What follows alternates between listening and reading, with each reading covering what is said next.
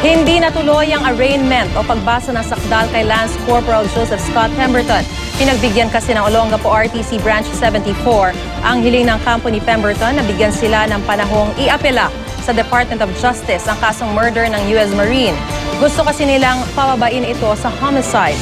Pinayagan din ng korte na sa Jusmag compound sa Camp Aguinaldo pa rin manatili si Pemberton. Narito ang aking report.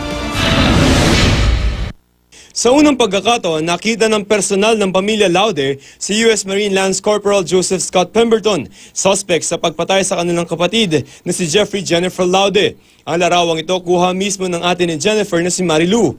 Saglit daw sila nagkatinginan ni Pemberton na nilarawan niyang ngingiti-ngiti at tatawa-tawa, taliwas sa mga naunang balitang depressed umano ang marino. Mixed emotion, natatakot, nagagalit na kung pwedeng lapitan ko siya, tanungin kung pwedeng iuntog ko siya sa pader, kaya lang hindi ko naman kaya gawin kasi napakadaming NCIS na nakabody sa kanya. Kanina sana babasahan ng sakdal si Pemberton pero pinagpaliban ito ng Olongapo City Regional Trial Court Branch 74. Kasunod ng mosyon ng kampo ni Pemberton na huwag muna itong ituloy dahil iaapela muna nila sa Department of Justice ang kaso. Mula sa murder, gusto nila itong pababain sa homicide.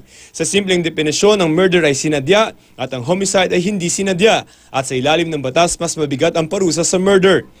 Git ng abogado ng pamilya Laude, delaying tactics ang ginagawa ng kampo ni Pemberton. It is a dilatory tactic. No, walang ibang dahilan yon para i-delay dahil nga meron tayong 1-year period within which to finish the entire proceedings. Sumailalim si Pemberton sa medical examination at booking process kung saan kinunan siya ng fingerprint at litrato.